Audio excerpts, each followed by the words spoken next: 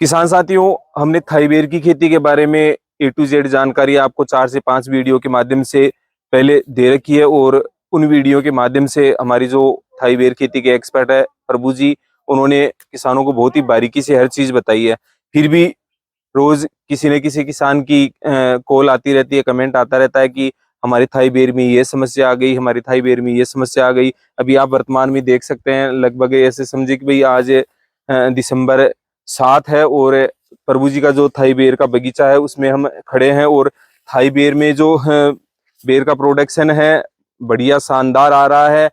पर अब की बार जो प्रभु जी का बगीचा है उसमें भी काफी जो कमियां हैं, खामियां हैं देखने को मिल रही है और किसानों के भी ऐसे ही कमेंट आ रहे हैं कि हमारे जो थाई बेर का बगीचा है उसमें ये समस्याएं आ रही है। तो ये समस्याएं किस कारण से आ रही है, कौन सी समस्याएं आ रही है और इनका निदान कैसे हो, इन सभी चर्चाओं को लेकर आज हम पुनः अपने थाई बेर खेती के एक्सपर्ट हैं प्रभु जी के साथ हैं और उनसे जानेंगे कि भाई अब की बार जो थाई बेर की खेती है उसमें जो क्वालिटी है, क्वांटिटी है, उसमें किस कारण से गिरावट आई है और इनका किसान साथी किस प्रकार से सॉल्यूशन ढूंढेंगे। अगर आप भी थाई बेर की खेती कर रहे हैं तो वीडियो के अंत तक जरूर बने रहें, क्योंकि आज का जो वीडियो है अपना विशेष होने वाला है थाई बेर की प्रोडक्शन, इसकी क्वालिटी और रोग प्रबंधन पर। भाई आप किस प्रकार से इसमें इन सब चीजों का मैनेजमेंट करें कि आपको एक बेहतर और क्वालिटी वाला प्रोडक्शन मिल सके। साथ ही चर्चा शुरू करें उससे पहले अगर आप हमारे यूट्यूब चैनल खेतरी तकनीक पर नए हैं तो चैनल को सब्सक्राइब करके बेल आइकन जरूर दबा ले, ताकि खेती बाड़ी संबंधी सभी प्रकार की तकनीकी और वास्तविक जानकारियां आपको घर बैठे मिलती रहे। तो चलिए देर न करते हुए अपन चलते हैं हमारी थाई बेर फार्मिंग एक्सपर्ट प्रभु जी के पास और जान लेते हैं कि भाई अब की बार थाई बेर की जो फसल है उसमें जो गिरावट आई है या कई खामियां जो दिख रही है उसका क्या कारण है और इनका सॉल्यूशन किसान साथी कैसे करें और किस प्रकार से इसमें इम्प्रूवमेंट लाई। आइए प्रभु जी, राम राम साहब। राम राम सर, राम राम। प्रभु जी, पिछले 4-5 साल से आप थाई बेर की खेती कर रहे हैं और आपने हमारे किसान साथियों को बहुत अच्छी अच्छी जानकारियां थाई बेर की खेती के बारे में दी है, परंतु अब की बार काफी किसान साथियों के कमेंट आ रहे हैं, कॉल्स भी आ रहे हैं कि हमारे जो थाई बेर है अब की बार बनिस्पत पिछले साल की जो प्रोडक्शन है वो भी कम है, इसमें फुलाव की भी समस्या है और जो पौधे हैं वो भी जैसे पत्तियां जल रही है, कई समस्याएं आ रही है। तो आखिरकार ये मामला क्या है, क्योंकि जैसे मैंने आपके बगीचे में भी देखा है पिछली बार की बनिस्पत थोड़ा डाउन लग रहे हैं पौधे। इसमें क्या है कि एक तो सबसे बड़ा है मौसम। अब की बार जो ये मौसम था ना बरसात का, उसके बाद जो ओस पड़नी, उससे ये फंगस, कई प्रकार की ऐसी बीमारियां होती है, उससे कई तो उसका फुलाव भी नहीं आया, कई पीले होकर के जड़ गए और कई कई समस्या आ गई। इस मौसम से है ज्यादा, इसमें ज्यादा कोई इतना तो फर्क नहीं है, लेकिन 10-5% जो है ना वो गई बार से कम है, तो उसमें इस मौसम से है ज्यादा। तो और अब भी यदि 1 महीने 1.5 महीने का टाइम है तो फुलाव वगैरह तो अभी आ जाएगा। अच्छा, उसमें तो यदि कुल मिला के जो किसान साथी बिना कारण ही चिंतित हो रहे हैं कि साहब हमने दवाइयां भी डाल दी, सारा काम कर दिया, पौधे खराब हो गए, क्या है, तो उनको घबराने की जरूरत नहीं है। जो क्लाइमेटिकल जो चेंजेस है उनके कारण ही थोड़ी बेर की जो फसल है उसमें दिक्कत आई है। अच्छा, किसान साथियों की सबसे पहली क्यूरी तो ये आ रही है, काफी किसान साथियों ने फोन कॉल्स कर लिए, भाई जो अब की बार बेर है आपका, आपके भी यहाँ कई बेर है, एक बार दिखाएं हमारे किसान साथियों को। इसमें कीड़े की समस्या आ रही है, एक बार ये देखिए, ये जो कीड़ा लगा हुआ है इसमें, तो ये कीड़ा क्या किस कारण से लग रहा है और इसका क्या ऐसे तो समाधान इसके रहेगा? लिए मैंने बताया था कि जो वो ट्रेप आती है ना, इसकी जो वो मक्खी आती है उससे होता है अच्छा, ज्यादातर, फ्रूट फ्लाई के फ्रूट कारण। फ्लाई के कारण। अच्छा, तो वो क्या है कि किसी ने अभी लगाई नहीं और इससे होता है। फिर मौसम जो था ना उसकी वजह से स्प्रे भी टाइम टू टाइम नहीं हुआ। जी जी। यदि इसमें कीटनाशक का एक स्प्रे भी हो जाता तो ये नहीं होता कीड़ा। तो और अब भी अभी कुछ है, अभी 2% 1% में है कीड़ा, इतना नहीं है, लेकिन अब भी इस टाइम में इसमें स्प्रे कर देना चाहिए किसी भी कीटनाशक का। अब ज्यादा मधुमक्खी का तो ऐसे कोई रोल रहा नहीं जी अब, कोई सा भी जो भी कीटनाशक हो लट को मारने के लिए जैसा उपलब्ध हो, जी जी। इमेक्टो या प्रोफेनोप्लस साइपरमेथ्रिन, ये जो भी आती है उससे कोई किसी का भी स्प्रे कर दे। अच्छा अच्छा। तो अभी जो छोटे बेर वगैरह हैं, उनमें कीड़ा उनमें वगैरह कीड़ा लगने की, वगैरह या जो कीड़े हैं दूसरे बोरों को इन्फेक्ट नहीं इन्फेक्ट करेंगे। नहीं करेंगे। तो किसान साथियों, अब प्रभु जी बता रहे हैं कि भाई जैसे शुरुआती दौर में जब फ्लोरिंग की स्टेज आती है तो काफी पहले भी अपने वीडियो डाल दिया है, उस समय आपको जैसे फेरोमेन ट्रैप है लगा देना है। तो इसमें कीड़े का जो मुख्य कारण है वो अपनी फ्रूट फ्लाई फ्रूट रहती है। फ्लाई। तो अगर फ्रूट फ्लाई कंट्रोल हो गई और जब बेर आपका फूल से बन रहा है उसी समय अगर आपने उसको कंट्रोल कर लिया तो कीड़े की ज्यादा समस्या नहीं रहेगी। फिर भी अगर आपने कहीं लापरवाही बरत ली, नहीं लगा पाए और कीड़े हो गए हैं, तो अब जो बेर आपके तैयार हो गए हैं तो जो परागण की समस्या है उसमें तो कोई आने वाली नहीं है, क्योंकि पूरे बेर सेट हो गए हैं। तो अभी भी आप इस कीड़े को, दूसरे बोरों को इन्फेक्ट करने से बचाना चाहते हैं इस कीड़े से, तो आप इसमें जैसे प्रभु जी ने बताया कि साइपरमेथ्रिन और जो भी आपके पास बढ़िया क्वालिटी का इंसेक्टिसाइड है स्प्रे कर दें, ताकि जिन बेरों में केवल अभी कीड़े लगे हुए हैं वहां तक ही वो सीमित रहे, आगे नहीं जाए। अच्छा, दूसरी बात हमारे किसान साथियों ने ये कही है कि देखिए एक बात दिखाई हमारे किसान साथियों को, जो बोर की साइज है पिछली बार की तरह साइज सही अभी प्रॉपर नहीं आ रही है। टाइम है अभी फूलने का, ऐसे तो अभी भी ये साइज हो गई जी और थोड़ा तो क्लाइमेट का था ही, और इसमें अभी यदि हम जो भी न्यूट्रिएंट्स वगैरह डालेंगे जी उससे जी वो साइज पकड़ लेगा। और यदि 19-20 कम है जी पहले के मुकाबले 10% यदि कम लाग है, यदि किसी कारणवश जैसे पीले होके जड़ गए, जी जी कुछ बेर थे ऐसे ये पीला हो गया, जी तो इसके लिए बाकी के हैं ये जी यही खूब है। तो ये इनकी साइज जो जितने कम थे जी वो जी इनकी साइज बन जाएगी। जी जी। तो उनके लिए इसमें न्यूट्रिएंट्स वगैरह जैसे कैल्शियम डाल दी, 0050 डाल दिया।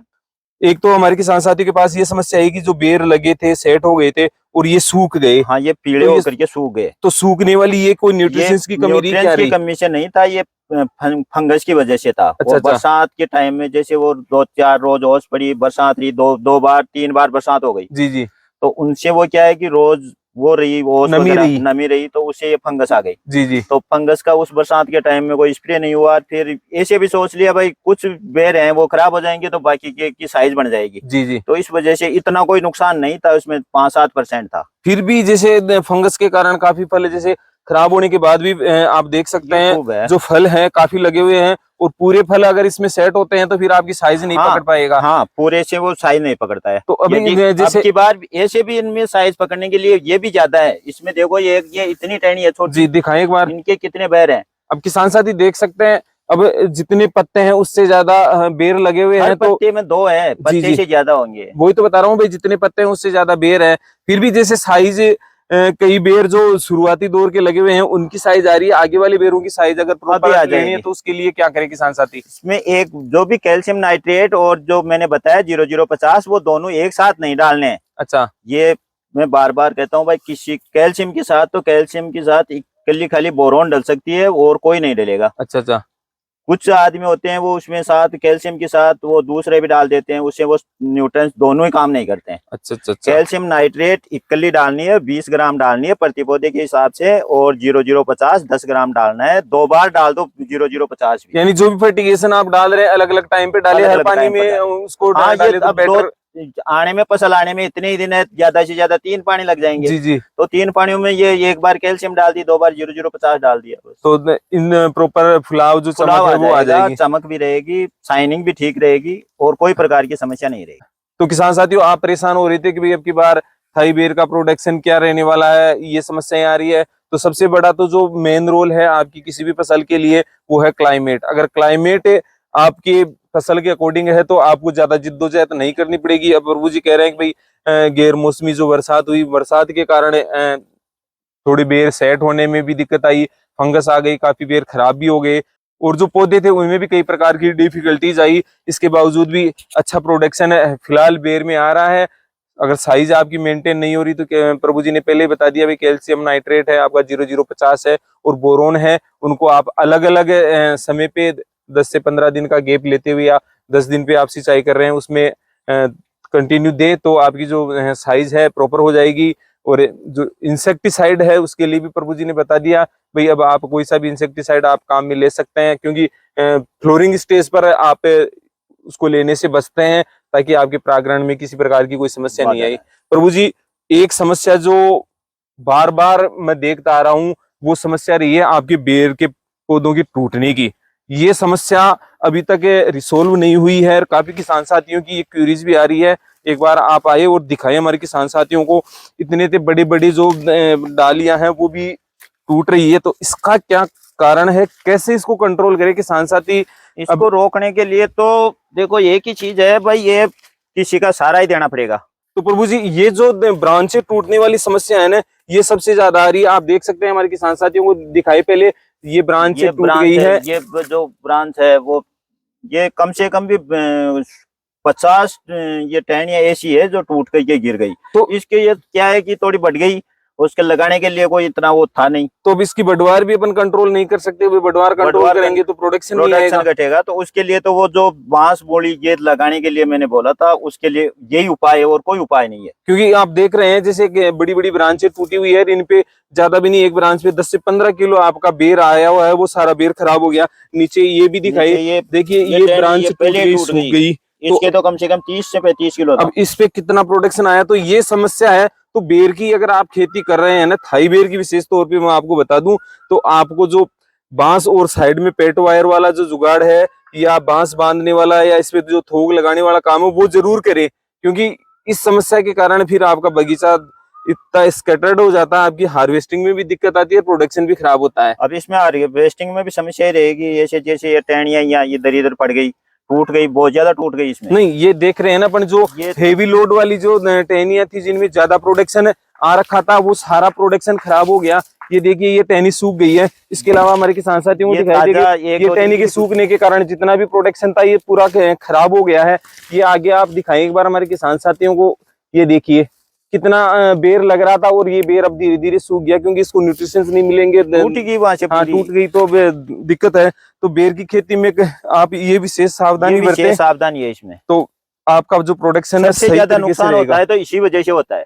और तो कम लग जाए तो उसका बाकी का फुलाव हो जाएगा और हो जाएगी। नहीं, हम ये सबसे ज्यादा नुकसान। प्रभु जी जैसे हमारे कई किसान साथियों की फोन कॉल्स आ रहे हैं कि हमारी ब्रांचें टूट रही है, और हम जब दुकानदार के पास गए तो उसने कहा कि आप इसमें कैल्शियम डाल दीजिए, ये डाल दीजिए, तो ब्रांचें नहीं टूटेगी। तो इसका कोई, इससे भी कोई संबंध है क्या कि भाई कैल्शियम वगैरह मैंने खुद ने डाल दिया इसमें भाई, प्रोडक्शन के लिए वो तो डालते ही हम। जी जी। तो उससे ये कैसे डटेगी वो, उनमें क्या होगा, जैसे ये टहनी है, इतना वजन है, वो किससे रुकेगी, इतना वो रुकेगी नहीं। यानी जो दुकानदार कह रहे हैं कि भाई कैल्शियम डाल दो, इसमें ये डाल दो, तो वो फालतू का खर्चा है, तो इस खर्चे से आप बचे।